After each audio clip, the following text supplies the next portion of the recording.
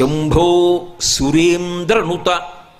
ఆయన కీర్తింపబడేది ఎవరి చేత అంటే దేవేంద్రాదులు కీర్తన చేస్తుంటారు. ఎందుకని అంటే వాళ్ళ వాళ్ళ లోకములలో శాంతి భద్రతలు, రాక్షసుల వలన దాడి లేకపోవడం, ఆయన పదవి యందు ఊంచుకుని పరిపాలన నిర్వహించడం కూడా ఎవరి మీద ఆధారపడతాయంటే శివానుగ్రహం మీద ఆధారపడతాయి. అందుకని నిరంతరము ఎవరి చేత కీర్తింపబడుతుంటాడంటే దేవేంద్రాదులు కీర్తిస్తుంటారు. శంభో సురేంద్రనుత శంకర. శంకరోతీతి శంకర. శుభములను చెయ్యడం తప్ప అన్యమైన విషయం అసలు ఆయన దృష్టిలో ఉండనే ఉండదు. ఎప్పుడు ఏది చేసినా లోకమునకు శుభమొక్కటే చేసేవాడు ఎవరుంటాడో ఆయనని మాత్రమే శంకర అని పిలుస్తారు. అందుకే మీరు గమనించండి, ఎప్పుడైనా ఎవరైనా సన్యాసాశ్రమం తీసుకుంటే వాళ్ళు పుట్టినప్పుడు కుటుంబంలో తల్లిదండ్రులు ఏ పేరు పెట్టారో దాన్ని గురువుగారు మారుస్తారు, మార్చి సన్యాసాశ్రమ నామం ఇస్తారు. మీరు లబ్ధప్రతిష్ఠులై సన్యాసాశ్రమ స్వీకారం చేసిన ఎవరి పేరైనా చూడండి మారింది. ఒక్క శంకరాచార్యుల వారి పేరు మాత్రం గోవింద భగవత్పాదులు మార్చలేదు. ఎందుకు మార్చలేదో తెలుసా? కైలాస శంకరుడు కాలడి శంకరుడిగా వచ్చాడు. శంకర మహోపకారం చేయడానికి వచ్చినటువంటి వ్యక్తి. ఆ పేరు మార్చడం నా వల్ల అయ్యే పని కాదని కైలాస శంకరుడు కాలడి శంకరుడిగా వచ్చాడని ఆ పేరు అలాగే వదిలేస్తే సన్యాసాశ్రమనామంలో కూడా శంకరాచార్యుల వారిగానే కీర్తింపబడిన మహాపురుషుడు శంకరాచార్యుల వారు ఒక్కరే. కాబట్టి శంకరోతి ఇది శంకర. ఆయన నిరంతరము శుభములను మాత్రమే చేస్తూ ఉంటాడు. అసలు నిజంగా చెప్పాలి అంటే ఎప్పుడైనా ఎక్కడైనా ఎవరికైనా ఏదైనా శుభం కలిగితే ఆ శుభానికి కారణం ఎవరు అంటే శంకరుడే. నేను చెప్పట్లేదు ఈ మాట, శాస్త్రములు చెప్పే. శుభములన్నీ కుప్పలు తెప్పలుగా ఆయన పాదముల దగ్గర పడి ఉంటాయిట. ఆయన అనుగ్రహించాడు అనుకోండి, ఓసారి ఇలా అంటాడు అంటే అది ఎగిరి వెళ్ళి ఇంటికి తోరణంగా పట్టుకుంటాడు. అందుకే ఒక గడుసు కవి ఒక మాట అన్నాడు, నేను ఓ పువ్వు పట్టుకొచ్చి మీ పాదాల మీద వేశాను అనుకోండి, నేను వేసినది ఇది పువ్వు, మీ పాదముల మీద ఉన్నది ఇది పువ్వు. నేను ఒక పువ్వు పట్టుకెళ్ళి మల్లికార్జున లింగం మీద వేశాను అనుకోండి, పరమ ప్రేమతో వేశాను అనుకోండి, ఆ పువ్వు ఓ ఏడాది తర్వాత నా ఇంటి మనవడు. నేను ప్రేమతో వేసిన పువ్వు 2 ఏళ్ల తర్వాత నా ఇంట్లో మనవరాలు. నేను ప్రేమతో వేసిన పువ్వు నేను కట్టుకునే ఒక ఇల్లు. నేను వేసిన పువ్వు నాలో కలిగేటటువంటి భక్తి. నేను వేసిన పువ్వు ఏ వయస్సులో నాకు రావాలో ఆ వయసులో రావలసినటువంటి వైరాగ్యం. ఆయన పాదముల మీద వేసిన ప్రతి బిల్వదళం, ప్రతి పువ్వు నీకు కావలసినదిగా మార్చగలడు. అది ఆయన శక్తి, అది శివ శంకర. నీకేది కావాలో దానిగా మార్చి తోరణం గడపని పట్టుకునేటట్టు చెయ్యగలిగిన వాడెవరు అంటే శంకరుడు. అందుకే మీరు గమనించండి, లోకంలో దీనికి పరిష్కారం ఏమి అన్నది అందట్లేదనుకోండి, అప్పుడు ఏం చెప్తారంటే అభిషేకం చేయించుకోండి శివలింగానికి అంటారు. ఇక అది బ్రహ్మాస్త్రం, ఇంకంతకన్నా ఏమీ ఉండదు. ఒకసారి అభిషేకం చేయించేసుకోండి అంటారు.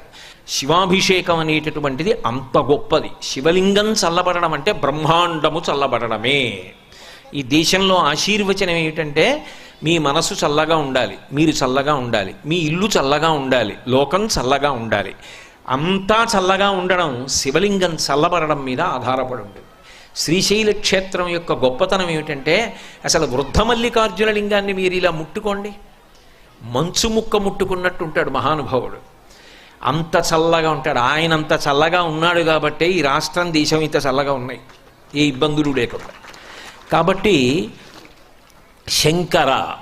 అందుకే శివానంద లహరిలో అంటారు, కరస్తే హేమాద్రౌ గిరిజ నికటస్తే ధనపతౌ శిరస్తే శీతాంశౌ చరణయుగళస్తే అఖిల శుభే గృహస్థే స్వర్భూజామరసురభిచింతామణిగణే కమర్థం దాస్యేహం భవతు భవదర్థం మమ మనః అంటారు. ఆయనకి మనం ఇవ్వడం ఏమిటి? కరస్తే హేమాద్రౌ. ఆయనకి ఒక చేతిలో బంగారు కొండ ఉంది, మేరు పర్వతాన్ని పట్టుకున్నాడు ఆయన. ఆయనకి మనమేమి ఇస్తాం? ఓ బంగారం గొలుసు చేయించగలమా మనం బంగారు పర్వతం ఉన్నవాడికి? కరస్తే హేమాద్రౌ గిరిశ నికటస్తే ధనపతౌ. నవనిధులకు అధిపతి కుబేరుడు చేతులు కట్టుకుని పక్కన నిలబడి ఉంటాడు. ఎప్పుడైనా ఇలా చూసి కుబేరా అని ఏమైనా అడుగుతాడేమో అని. అప్పటి నుంచి ఇప్పటికి అడగలేదు, అడగడు కూడా. నవనిధులకు కుబేరుడు అధిపతి కావడానికి కారణం శివానుగ్రహం. కాబట్టి నికటస్థే ధనపతౌ గృహస్థే స్వర్భూజామరసురభిచింతామణిగణి. ఆయన ఇంట్లో కామధేనువులు, కల్పవృక్షములు, చింతామణులు ఇవన్నీ కుప్పలు తెప్పలుగా ఉన్నాయి. ఇంకా మనమేమిస్తాం ఆయనకి? శిరస్థే శీతాంశౌ, ఆయన శిరస్సు మీద చంద్రవంక ఉంది. చరణయుగళస్తే అఖిల శుభౌ. అమాయకత్వం ఏమిటంటే శివుడికి నేనేదో చేసి పెట్టానన్నా. అసలు నీకు ఆ చేసి పెట్టే అదృష్టం ఇచ్చినవాడు ఆయన. ఆయన కాలిలా కదిపితే చరణయుగళస్తే, ఆయన పాదముల దగ్గర శుభములన్నీ పడి ఉంటాయి. ఇంకా నేనేమిస్తాను? నేను ఇవ్వగలిగింది ఒకటే, కమర్థం దాస్యేహం భవతు భవదర్థం మమ మనః. నీ మనసు ఆయన పాదముల దగ్గర పెట్టి పూజ చేయించాలి. అది పెట్టించడం శ్రీశైల మల్లికార్జున సుప్రభాతం యొక్క గొప్పతనం. అందుకే నీకు తెలిసి నామమునందు రమించావా అదృష్టం, నీకు తెలియదు ఇంకా అదృష్టం. ఎందుకని? నీకేం తెలియక్కర్లేదు, ఆ నామం పలికితే చాలు. సుప్రభాతంలో మీరు శంభో సురేంద్రనుత శంకర శూలపాణి అంటే తెలిసి పిలిచిన వాడికి అలాగే చూస్తాడు, తెలియక పిలిచిన వాడికి అలాగే చూస్తాడు. అందుకే తరించడానికి అవకాశాన్ని మల్లికార్జున సుప్రభాతమునందు ప్రతిపాదన చేశారు. ఆయన నామములకు ఎక్కువ ప్రాధాన్యత ఇచ్చారు. శంభో సురేంద్రనుత శంకర శూలపాణి, చేతిలో త్రిశూలం పట్టుకుని ఉంటాడు. ఆ కూర్చడంలో కూడా సొబగేమిటంటే సుప్రభాత పఠనం చేసేటప్పుడు ఉద్వేగంతో ఉండకూడదు. అది చాలా సాత్వికంగా మనసు రమిస్తూ ఎంతో సంతోషంగా పలకాలి. అది కూడా మెట్టెక్కుతున్నట్టుగా ఉండాలి. ఎంత అందంగా ఉండాలంటే సుప్రభాతం పాడుతున్నప్పుడు మీలో ఒక పరవశం ఉండాలి. ఆ పరవశం మీరు అటువంటి వాణ్ణి చూడాలి చూడాలి చూడాలన్న సంతోషం ఉండాలి. నిన్న మీకు చెప్పాను కదా, నతిరియం, పార్వతీ పరమేశ్వరులను కలిపి నమస్కారం. వాళ్ళు కనబడినప్పుడు అలాగే కనబడాలి. నమ శివాభ్యాం నవయవ్వనాభ్యాం పరస్పరాశ్లిష్ట వపుర్ధరాభ్యాం నగేంద్ర కన్యా వృషకేతనాభ్యాం నమో నమ శంకర పార్వతీభ్యాం అని. ఆయన కనపడినప్పుడు సంతోషం అనేటటువంటిది ఎలా ఉండాలి? పొంగు కింద ఉండాలి. పాలు పొంగుతున్నాయనుకోండి, అప్పుడు నేను అంత దూరంలో ఉంటే పాపం వాడు వచ్చేదాకా ఆగుదామని మెలిమెలిగా పొంగవు, చర్రను పొంగిపోతాయి అంతే. ఆ దర్శనం చెప్పినప్పుడు పొంగు అలా వెళ్ళాలి. అందుకే ఆ శ్లోకాల యొక్క రీతి అలా పెడుతుంది. అమలం కమలోద్భవ గీత గుణం సమదం సమదాసురనాశకరం రమణీయ రుచిం కమనీయ తనుం నమః సంబ శివం నతపాపహరం శివం శంకరం బంధురం సుందరేశం నటేశం గణేశం గిరీశం మహేశేందు నేత్రం సుగాత్రం మృడానీపతిం శ్రీగిరీశం హృదా భావయామి అంటున్నాం. ఆ అందం, ఆ వెళ్ళడంలో ఆ అందాన్ని అంత గుప్పించారు శ్రీశైల సుప్రభాతంలో. అందుకే అది చదువుతున్నప్పుడు మొదట స్వామికి మేలుకొలుపు పలుకుతున్నాం అన్నప్పుడు ఆ సౌమ్యత, ఆ అందం అలా నడవాలి. అందుకే నామములను గుదిగుచ్చేటప్పుడు ఎక్కడా ఉచ్చరించడంలో కష్టపడవలసిన అవసరాన్ని తీసుకురాల. శంభో సురేంద్రనుత శంకర శూలపాణి, అందులో శకారం అంతా తిరిగింది. ఆ శకారం బాగా తిరగడంలో ఏమవుతుందంటే శాబ్దిక సౌందర్యం, గొప్ప అందము ఆవిష్కృతమవుతుంది. చదువుతున్నప్పుడు మీకే ఒక సంతోషంగా ఉంటుంది. శంభో సురేంద్రనుత శంకర శూలపాణి చంద్రావతం శివ శర్వ పినాకపాణి గంగాధర క్రతుపతే గరుడధ్వజాప్త శ్రీమల్లికార్జున విభో తవ సుప్రభాతం అనండి. మీ ఇంట్లో చదువుకునే పిల్లలు అంటారు, నోట్లో చదువుకుంటావా తాత, నాకు దీని మీద దృష్టి పెట్టలేకపోతున్నానంటాడు, అది లాగేస్తుంది. అలా గుచ్చారు. ఆ నామాలని గుడిగుచ్చినప్పుడు కూడా అంత అందము శబ్దమునందు ఆవిష్కృతమవుతుంది. ఇక దానిలో మీరు రమించగలిగితే ఏ ఒక్క శ్లోకం చెప్పినా, ఒక్క నామం చెప్పినా, ఒక పాదం చెప్పినా మీ మనసు మల్లికార్జున లింగం దగ్గరికి వెళ్ళిపోతుంది. మీరు బాహ్యంలో ఎక్కడుంటే ఏమంటే నా ఉద్దేశ్యం, ఇంట్లో ఉండిపోయినా శ్రీశైలంలో లేనివారు మీరేం కాదు, మీరు శ్రీశైలంలోనే ఉన్నారు. సుప్రభాతం తెల్లవారుజామున మిమ్మల్ని మల్లికార్జున లింగం దగ్గరికి, భ్రమరాంబ దగ్గరికి తీసుకురాగలదు. అదొక యోగ విద్యలండిది. అందుకే శంభో సురేంద్రనుత శంకర శూలపాణి. శూలపాణి అంటే చేతిలో త్రిశూలం పట్టుకున్నాడు. శూలము అంటే ఏదో ఒక్క అంచు మాత్రమే ఉండి గుచ్చడానికి పనికొచ్చేది కాదు, త్రిశూలం. ఏమిటా త్రిశూలం అంటే ఆయనకి అలా ఉంటే సరదాగా ఉంటుందండి, అందుకని అలాంటి ఆయుధం పట్టుకున్నాడన్నది అన్వయం కాదు. ఆయన అలా ఎందుకు పట్టుకుంటాడో శివమహాపురాణంలో చెప్పారు. త్రైగుణ్యం శూలమేతస్యాపరసు సత్యనిష్టత అన్నారు. 3 గుణములకు ఆయన అతీతుడు. 3 గుణములకు అతీతుడై సత్వమునందు కాని, రజస్సునందు కాని, తమస్సునందు కాని, శుద్ధ సత్వమునందు కాని ఉండకుండా, అందుకే ఇలా 3 ఉంటే ఈ 3 ఒక ఊచకుంటాయి, ఆ ఊచ పట్టుకుంటాడు. అంటే శుద్ధ సత్వము సత్వము కన్నా గొప్పది. నిజానికి ఈ 3 గుణములలో తిరిగి తిరిగి తిరిగి తిరిగి శుద్ధ సత్వములో కెడతారు. శుద్ధ సత్వము కూడా ఎవరి చేతిలో ఉన్నదంటే ఆయన చేతిలో ఉన్నది. ఆ స్థితికి మూడిటిని 4టిని దాటి ఎప్పుడు తనలో తాను రమిస్తూ ఉండగలిగినటువంటి గొప్ప స్థితి ఆయనది. అందుకే ఆయనకు ఒక విచిత్రమైన పేరుంది, ఉన్మత్త శేఖరాయ నమః. పిచ్చివాడు ఏం చేస్తాడు, వాడికి బాహ్యంలో భయమే ఉండదు. అందరూ చీకటి పడిపోయిందని భయపెడుతుంటే ఆయన ఒక్కడు శ్రీశైలంలో ఎక్కడో అడవిలో కూర్చుంటాడు. కూర్చుని తనలో తాను ఏదో రమిస్తూ ఉంటాడు, ఏదో భావన. అది మనకు అందదు కాబట్టి ఆయన్ని పిచ్చివాడు ఉంటున్నాం, కానీ ఆయనలో ఏదో భావాలు ఉంటాయి. ఆయన ఏదో ఆలోచిస్తూ ఉంటాడు, ఏమిటో నవ్వుకుంటూ ఉంటాడు, ఏమిటో అరుస్తూ ఉంటాడు. శివుడు కూడా తనలో తాను రమిస్తూ ఉంటాడు.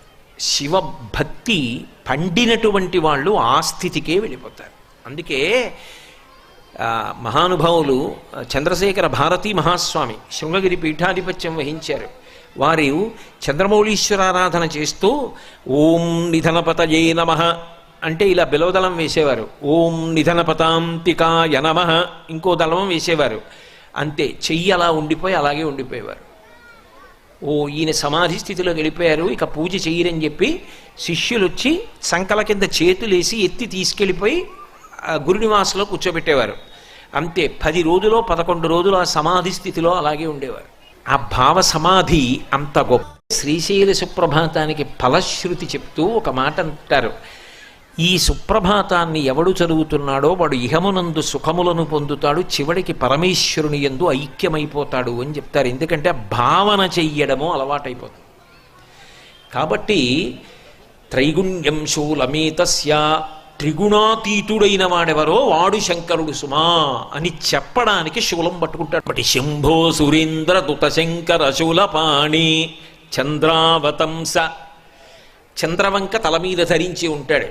అది నలుగురి ఆస్తి, ఒక్క శివుడే కాదు. నిజానికి శివుడు శుక్లపక్ష తదియ నాటి చంద్రరేఖ, కంచి కామాక్షి కిరీటం మీద స్ఫుటంగా కనపడుతుంటుంది. ఆ చంద్రవంక ఎంత అందంగా ఉంటుందో మీరు ఎప్పుడైనా శుక్లపక్ష తదియ నాడు చూడండి, ఆకాశంలో వెతికి వెతికి చూస్తేనే కనపడుతుంది, లేకపోతే కనపడదు. అందుకే అవ్యక్త రేఖామివ చంద్రరేఖాం అంటారు. తదియనాటి చంద్రరేఖ శుక్లపక్షంలో ఎలా ఉంటుందో అటువంటి చంద్రరేఖ పరమశివుని యొక్క కిరీటం మీద ఉంటుంది. అదే అమ్మవారి కిరీటం మీద ఉంటుంది, అదే వినాయకుడి కిరీటం మీద ఉంటుంది, అదే సరస్వతీదేవి కిరీటం మీద ఉంటుంది. అందుకే శంకరుడు తెలుపు, జ్ఞానదాతా మహేశ్వర, ఆయన జ్ఞానం ఇస్తాడు. అందుకే సరస్వతి వీణ వాయిస్తుంది, శంకరుడు దక్షిణామూర్తిగా వీణ వాయిస్తాడు. శ్రీశైలం లోపలికి వస్తుంటే వీణ వాయిస్తూ దక్షిణామూర్తి లేరు. సరస్వతీదేవి చంద్రవంక ధరిస్తుంది. మీకు అనుమానమా? సౌందర్యలహరిలో శంకరాచార్యులు వారు శరజ్యోత్స్నా శుద్ధాం శశియుత జటాజూటమకుటాం, కిరీటం పెట్టుకోదు, శంకరుల్లాగే జటాజూటం కట్టుకుంటుంది. వరత్రాసత్రాణ స్ఫటిక గుటిగా పుస్తకరాం సకృన్నత్వా నత్వా కథమివ సతాం సన్నిధదతే మధుక్షీరద్రాక్షా మధురి మధురీణాః ఫణితయః. పార్వతీ పరమేశ్వరుడు ఇద్దరూ చంద్రవంకం ధరించి ఉంటారు. ఎందుకది? ఆ తదీనాటి చంద్రరేఖ సరదా ఏమిటి వాళ్ళిద్దరికీ అంటే, చంద్రరేఖని ధరించడం వెనక ఉన్నటువంటి తత్వము వేరు. ఎందుకు ధరిస్తారంటే వాళ్ళు కాలాతీతులు సుమా అని చెప్పడం కోసం చంద్రవంక పెట్టుకుంటారు. చంద్రోద్భాసిత శేఖరే స్మరహరే గంగాధరే శంకరే సర్పైర్భూషిత కంఠకర్ణ వివరే నేత్రోద్ధ వైశ్వానరే దంతిత్వకృత సుందరాంబరధరే త్రైలోక్యసారే హరే మోక్షార్థం కురుచిత్త వృత్తిమమలాం అంతైస్తు కింకర్మభిః అంటారు. చంద్రోద్భాసిత శేఖరే, కాలం నడుస్తోందని గుర్తు ఏమిటంటే చంద్రుని యొక్క ఎదుగుదల తరుగుదల దృష్టిలో పెట్టుకుని తిథి చెప్తాం. ఇప్పుడు ఇవాళ ఉందనుకోండి, ఏదో పుష్యమాసే శుక్లపక్షే షష్ఠిమ్యాం వాసర భానువాసరే అని చెప్పాం. రేపు శుక్లపక్షే సప్తమిమ్యాం అంటామంటే ఇంకో కళ పెరిగింది. ఇంకో కళ పెరిగితే కాలం కదిలిపోయింది. కాలం కదిలిపోతే నా ఆయుర్దాయం తగ్గిపోయింది. ఒక్క కళ పెరిగిందనుకోండి, ఇవాళ అయిపోయి రేపు వచ్చిందనుకోండి, నా ఆయుర్దాయంలో ఒక రోజు అయిపోయింది అంటే నేను మృత్యువుకి దగ్గర పడిపోతున్నాను. చంద్రుని యొక్క కళలు పెరిగి తరుగుతూ ఉంటే మాసములు కదిలిపోతాయి. మాసములు కదిలిపోతే ఆయువు తరిగిపోతుంది. అందుకే ఆయుర్నశ్యతి పశ్యతాం ప్రతిదినం యాతి క్షయం యవ్వనం ప్రత్యాయంతి గతాః పునర్న దివసాః కాలో జగద్భక్షకః లక్ష్మీస్తోయతరంగభంగ చపలా విద్యుచ్చలం జీవితం తస్మాన్మాం శరణాగతిం కరుణయా త్వం రక్ష రక్షాధునా అంటారు. ఆయన అలా కాలం వెళ్ళిపోతోందని చెప్పి ఆయన మృత్యువు చేత గ్రసింపబడడం. ఆయన కాలాతీతుడు, కాలమునకు అతీతముగా అలాగే ఉంటాడు. అందుకే వాళ్ళిద్దరికీ జుత్తు తెల్లబడదు, ఇద్దరి జుత్తు నల్లగా ఉంటుంది. ఇద్దరూ ఎప్పుడూ యవ్వనంలో ఉంటారు. కాలాతీతుడైన వాడెవరో వాడు మాత్రమే మనని కూడా కాలాతీతుణ్ణి చేసి మోక్షం ఇవ్వగలడు. ఇక కాలమునందు మళ్ళీ పుట్టవలసిన అవసరం, పెరగవలసిన అవసరం, తరగవలసిన అవసరం, నశించవలసిన అవసరం లేకుండా చెయ్యగలిగిన వాడు ఆయన ఒక్కడే. అందుకే కాలమునకు సంకేతమైన కాలుణ్ణి చంపిన, పుట్టుకకు కారణమైన కాముణ్ణి చంపిన ఆయన వల్ల సాధ్యం తప్ప అన్యుల వలన సాధ్యము కాదు. అందుకే వక్షస్థాడనమంతకస్య కఠినాపస్మార సంవర్ధనం బుభృత్పర్యటనం నమత్సురశిర కోటీర సంఘర్షణం కర్మేదం మృదులస్య తావకపదద్వంద్వస్య గౌరీపతే మచ్చేతో మణిపాదుకా విహరణం శంభో సదాంగీకురు అంటారు. అందరినీ చంపేసే యమధర్మరాజు గారి వక్షస్థలం మీద చంపి తన్నేసిన వాడు శివుడు. అందరిలో కామమును ప్రజ్వలింపచేసి జన్మకు కారణమైనటువంటి మన్మధుణ్ణి కంటిమంట చేత కాల్చేసినవాడు శివుడు. అందుకే జన్మకి కారణం, మరణానికి కారణం ఆయన తీసేస్తాడు. అది చంద్రవంకకి గుర్తు. కాలమునకు ఆయన లొంగడు సుమా అని. అందుకే కాలాతీతుడు అని చెప్పడం కోసమని ఆ చంద్రవంకని ధరించి ఉంటాడు. అంటే ఆయన పాదములు ఎవరు పట్టుకున్నాడో వాడు కూడా మోక్షమును పొందగలడు. కాబట్టి చంద్రావతంస శివ, శివ ఈ నామం ఒక్కటి చాలు. అబ్బో ఎంతమంది గుండెలు బాదుకుని ఏడిచారండి. ఈ నామం ఒక్కటి నా నాలుక మీద నర్తింప చేయవయా, రోజు కొన్ని మార్లైన ఈ నామం పలికేటట్టు చేయవయా అని ఏడ్చారు. వెళ్ళి శ్రీకాళహస్తీశ్వరుడి దగ్గరికి వెళ్ళి ధూర్జడి తల కొట్టుకుని అడిగాడు. పవి పుష్పంబగు అగ్నిమంచగు ఆకూపారం భూమిస్థలంబగు శత్రుండతిమిత్రుడవు విషము దివ్యాహారమవు నెన్నగా అవనీమండలి లోపలన్ శివ శివేచ్ఛాభాషణోల్లాసకిన్ శివా నీ నామము సర్వవస్యకరమౌ శ్రీకాళహస్తీశ్వర. ఈ సమయం ఆ సమయం అని ఉండదు శివనామానికి. అందుకే పరమ అసహ్యకరమైంది, భయంకరమైనది ఏది చూసినా శివశివ అంటారు. పరమ సంతోషకరమైంది చూసినప్పుడు శివశివ అంటారు. శివనామానికి ఇప్పుడు అప్పుడు అని ఉండదు, ఎప్పుడైనా అది పవిత్రమే. అటువంటి శివనామము పలకడమే గొప్ప. శివ అన్న మాటకు అర్థం ఏమిటంటే ఏ కారణము చేత కూడా అసలు అమంగళమును చేయనివాడు ఎవరు ఉంటాడో ఆయనే శివ. అమంగళం ఎప్పుడు చేస్తాడు? తప్పు ఎప్పుడు చేస్తాడు? యువతల వారిని బాధ పెట్టడం ఎప్పుడు చేస్తాడు? రెండు కారణముల చేతనే చేస్తాడు. కామము, క్రోధము ఈ రెండిటి చేత చేస్తాడు. నాకేదో ఒక భయంకరమైన కోరిక ఉందనుకోండి, ఆ కోరిక కోసం అవతల వాడిని ఏదో మోసం చేయడమో, వాడితో కలిసి ఉండడమో ఏదో చెయ్యాలి. లేదు వాడి మీద కోపం ఉందనుకోండి, వాడిని బాధ పెట్టాలి. కామక్రోధములు రెండే. అయితే విచిత్రం ఏంటంటే కామమున్న చోట క్రోధం ఉంటుంది. ఓ కోరిక ఉందనుకోండి, అది తీరకపోతే ఎవరినో ఒకరిని వెతికి పట్టుకుని వీడి వల్ల తీరలేదని వాడి మీద కోపం పెట్టుకుంటాడు. క్రోధం ఉన్న చోట కామం ఉండదు. అదో విచిత్రం. చాలా కోపంగా ఉన్నవాడికి కామమే ఉంటుంది, ఉండదు. వాడికి కోరికుండే అవకాశం ఉండదు. అవి రెండూ అక్క చెల్లెళ్ళైనా కామం ఉన్న చోట క్రోధం ఉంటుంది, కానీ క్రోధం ఉన్న చోట కామం ఉండదు. శంకరుడికి కామము క్రోధము రెండూ లేవని చెప్పడానికే ఎప్పుడూ ప్రశాంతంగా ఉంటాడు సుమా అని చెప్పడం కోసం వేదం ఆయన ఒక్కడినే సదాశివ అన్న నామంతో కీర్తించింది. సదాశివ, ఎప్పుడూ శివుడే. ఎప్పుడైనా ఒక్కసారి ఆయనకి కోపం వస్తుందేమో, రాదు, నటిస్తాడు వచ్చినట్టు. తండ్రి బిడ్డన్ని చక్కదిద్దడానికి నటించినట్టు నటిస్తాడు తప్ప వశపడడం. అందుకే వేదం ఆయన గురించి చెప్తూ ఈశాన సర్వ విద్యానాం ఈశ్వర సర్వభూతానాం బ్రహ్మాధిపతిర్బ్రహ్మణోధిపతిర్బ్రహ్మా శివో మే అస్తు సదాశివోం పంచబ్రహ్మమంత్ర పఠనమని చేస్తారు. సద్యోజాతం ప్రపద్యామి సద్యోజాతాయ వై నమో నమః దగ్గర మొదలుపెట్టి ఆ పంచబ్రహ్మమంత్ర పఠనమునందు చిట్ట చివర ఈ మాట చెప్తూ ఆయన సదాశివోం, ఆయనకి ఒకప్పుడు కోపం వస్తుంది, ఒకప్పుడు కామం కలుగుతుందని అనుకుంటున్నావేమో, అలా ఉండదు. ఆయన ఎప్పుడూ శాంతంగా ఉంటాడు, ఎప్పుడూ శాంతంగా ఉంటాడు, ఎప్పుడు శుభములను మాత్రమే చేస్తాడు. అసలు అశుభం అన్న మాట శివుడు ఉన్న చోట లేదు. అందుకే ఆ పార్వతీదేవి దాక్షాయణిగా శరీరత్యాగం చేస్తూ మరణవాంగ్మూలం అంటారు. శరీరత్యాగం చేస్తూ చెప్పిన మాట ఏదిందో అది తిరుగులేని సాక్ష్యం. దాక్షాయణిగా శరీరత్యాగం చేస్తూ లోకానికంతటికీ ఒక సందేశం ఇచ్చింది. భవో నహోద్భేష్టి శివం శివేతరహ అంది. శివుణ్ణి ద్వేషించిన వాడికి శుభములు రమ్మంటే ఎక్కడి నుంచి వస్తాయి అని అడిగింది. శివ అన్న ఒక్క నామము పలికిన కారణము చేత సమస్త శుభములు కలుగుతాయి. సదాశివోం, ఆయనంతా ఎల్లప్పుడూ ప్రశాంతముగా ఉండి మంగళములు చేసేటటువంటి వాడు లోకమునందు కానరాడు. అంత గొప్ప దైవస్వరూపం, అంతటి శాంతమూర్తి. అందుకే శంభో సురేంద్రనుత శంకర శూలపాణే చంద్రావతంస శివ శర్వ. శర్వ అన్న నామం చేత ఆయనని కీర్తించినప్పుడు ఈ సమస్తమైనటువంటి భూమి అధిదేవతాస్వరూపంగా ఉంటాడు.